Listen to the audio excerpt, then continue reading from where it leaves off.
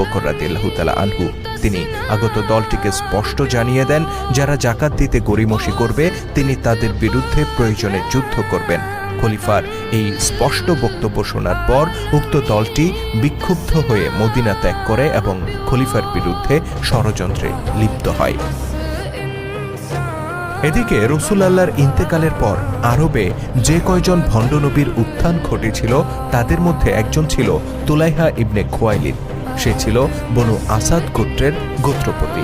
সে নিজেকে নবী হিসেবে দাবি করে এবং নিজের অনুসারীদেরকে নিয়ে একটি সেনাবাহিনী গড়ে তোলে। ভণ্ড নবী তোলাইহার এই বাহিনীতে যোগ দেয় পূর্বোক্ত ওয়াইনা নামের ব্যক্তি।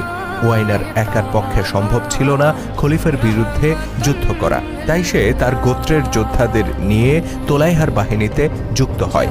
সৈন্যবাহিনী পরিচালনার ব্যাপারে ওয়াইনা ছিল একজন অভিজ্ঞ ব্যক্তি, যে কারণে ভণ্ড নবী তোলাইহা তাকে সম্মিলিত বাহিনীর সেনাপতি হিসেবে নিযুক্ত করে।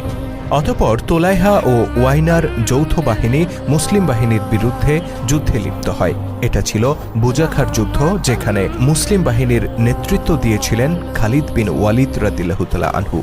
এই যুদ্ধে খালিদের বাহিনীর কাছে বিদ্রোহীরা পরাজিত হয়। তোলাইহা এবং ওয়াইনা দুজনেই জীবন নিয়ে পালিয়ে যায়।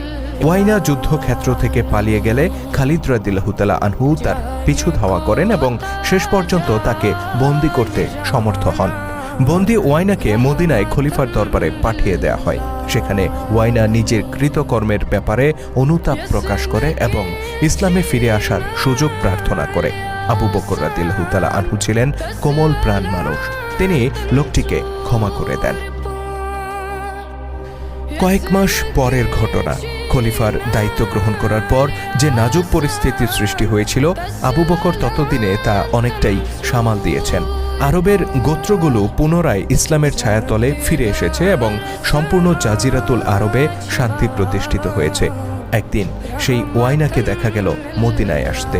লোকটি খলিফা আবু বকরের সাথে সাক্ষাৎ করতে চাইলে খলিফা তাকে মসজিদে নববীতে ডেকে পাঠান। সেখানে কুশলাদি বিনিময় করার পর ওয়াইনা তার আগমনের উদ্দেশ্য ব্যক্ত করে। সে একখণ্ড বিরান ভূমির কথা উল্লেখ করে বলে, জমিটি কোনো কাজে লাগছে না। বছরের পর বছর পতিত অবস্থায় থাকার কারণে বর্তমানে তা চাষবাসের অযোগ্য হয়ে পড়েছে। খলিফাকে সে বলে, আপনি যদি আমাকে জমিটি দান করেন তাহলে আমি সেখানে চাষাবাদের চেষ্টা করব।